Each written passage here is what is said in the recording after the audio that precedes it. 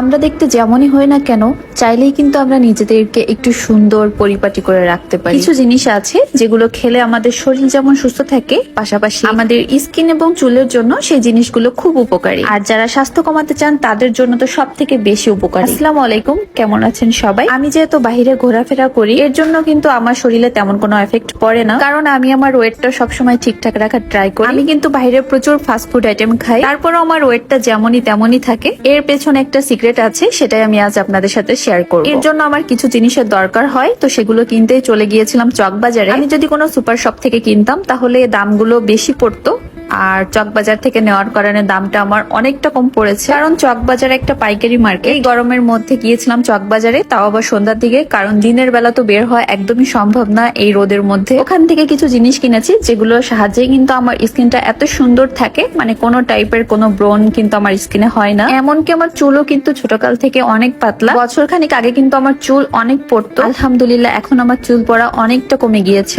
এখানে আমি 12 রকমের আইটেম কিনেছি, সবগুলোই মশলা আইটেম। তো প্রথমে ছিল এলাচ, তারপরে ছিল ধনে, আর এখন রয়েছে জিরা। আরো অনেক অনেক মশলা কিনেছি, তবে যেগুলো ইম্পর্টেন্ট সেগুলোর কথাই আমি আপনাদেরকে বলছি। এখন যে প্যাকেটটা আমার হাতে রয়েছে এটা হলো কুমড়োর বীজ। এটা আমাদের শরীরের জন্য অনেক অনেক উপকার। যাদের ঘুমের সমস্যা আছে, রাতে ঘুম আসে না, তারা যদি ঘুমানোর আগে এই কুমড়োর বীজটা খায় তাহলে ঘুম হওয়ার সম্ভাবনা অনেকটা থাকে। আর এই কুমড়োর বীজটা আমাদের স্কিন এবং চুলের জন্য অনেক অনেক বেশি উপকার। এছাড়াও আরো কিছু জিনিস রয়েছে যেগুলো শেয়ার করছি আপনাদের সাথে একে একে। প্যাকেট থেকে আমার সব মশলা বের করা শেষ, এখন হচ্ছে সব মশলাগুলো কোটাতে ভরে রাখবো। এজন্য আমি চকবাজার থেকে একটা 25 পিস কোটার সেট কিনেছি, তাও মাত্র 150 টাকা দিয়ে। এই জন্যই চকবাজার আমার এত বেশি ভালো লাগে, কারণ কম দামে অনেক ভালো ভালো জিনিস সেখানে পাওয়া যায়। তো এখন সব মশলাগুলো আমি একে একে কোটাতে রাখবো। প্রথমে ছিল মেথি, এরপর ছিল চিয়া সিড। আমি কিন্তু ভাতের পাশাপাশি এগুলো খেয়ে থাকি রেগুলার, এজন্যই কিন্তু আমার ওজন তেমন বাড়ে না, আর স্কিনেও কোনো ধরনের স্পট নেই আলহামদুলিল্লাহ। যেহেতু আমার প্রায় বাইরে খাওয়া পড়ে, এজন্য কিন্তু মাঝে মধ্যে আমার পেটে বিভিন্ন ধরনের সমস্যা হয়। এগুলো খেলে কিন্তু আমার পেটের সমস্যার সাথে সাথেই ঠিক হয়ে যায়। আরো নিয়েছিলাম তোকমা দানা, আর এটা হলো সূর্যমুখী ফুলের বীজ। এটাও খেতে কিন্তু অনেক মজা। যাদের ডায়াবেটিক্স আছে